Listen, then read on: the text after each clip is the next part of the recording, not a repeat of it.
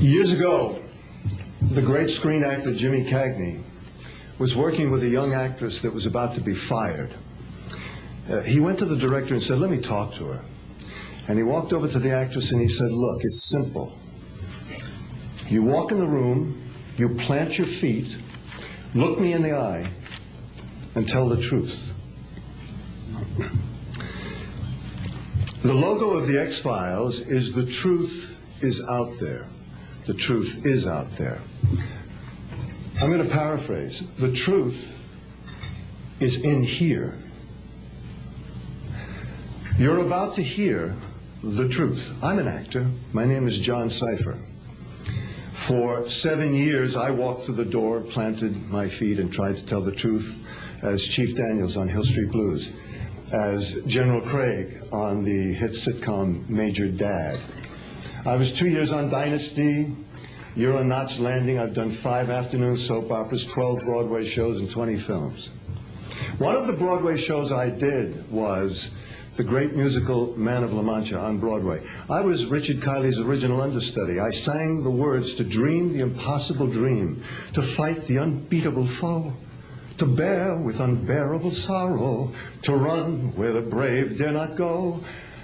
I'm here to introduce your host this morning, Dr. Stephen Greer.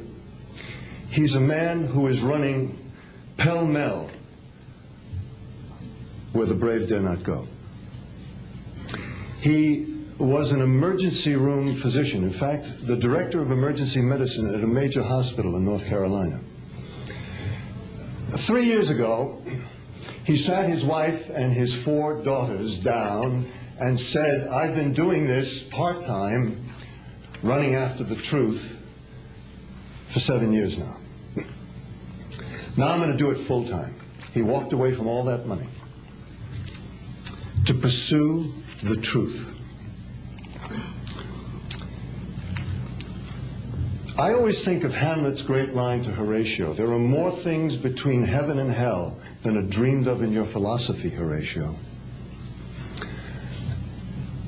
I'm going to introduce a man who says, there are more things between heaven and hell than any of us have accepted. And I have the witnesses and the documents to prove it. Ladies and gentlemen, Dr. Stephen Greer.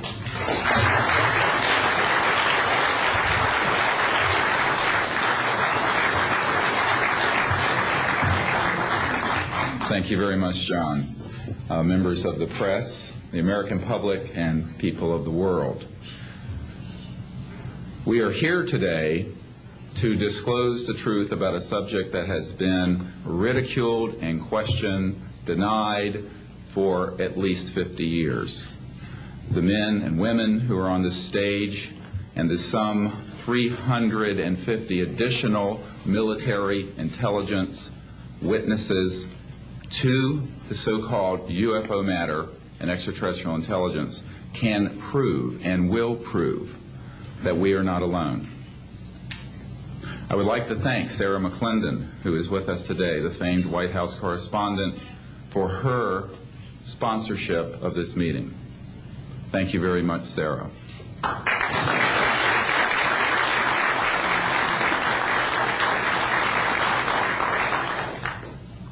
In 1993, a group of military advisors to this project and I met out in the countryside in Virginia, and we decided that it was time for civilians, military, intelligence, and other people to come together to disclose the truth about the subject which is called UFOs.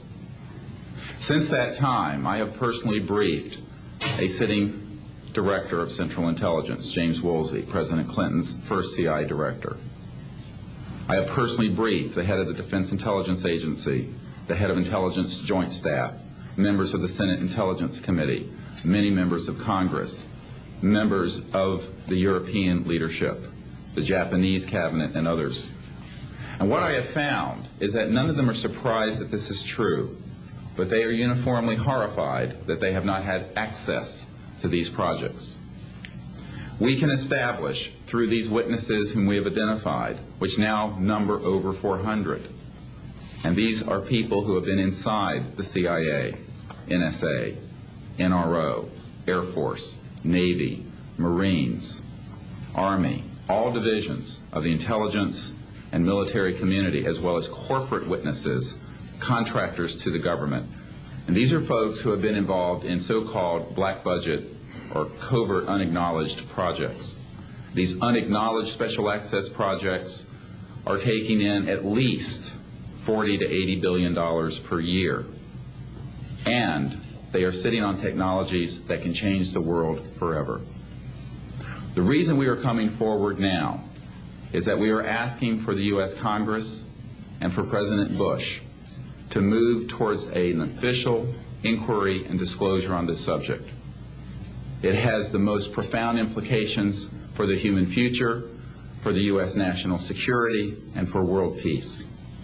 Specifically, technologies connected to UFO and extraterrestrial vehicles, if declassified and used for peaceful energy generation and propulsion, would solve the looming energy crisis definitively, would end global warming, would correct the environmental challenges that the Earth is facing.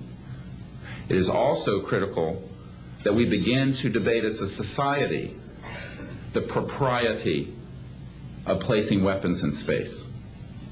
If indeed, as we can prove, it is true that we are not alone and that space is territory which we are sharing with other civilizations, it could be a very imprudent, destabilizing thing to place weapons in space.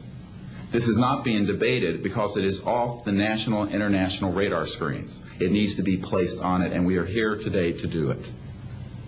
We can establish through this testimony that these objects of extraterrestrial origin have been tracked on radar going thousands of miles per hour, stopping and making right-hand turns, that they use anti-gravity propulsion systems, which we have already figured out how they work in classified projects in the United States, Great Britain, and elsewhere, that these objects have landed on terra firma, at times have been disabled, and have been retrieved specifically by teams within the United States, that extraterrestrial life forms have been retrieved, and their vehicles have been taken and studied thoroughly for at least 50 years.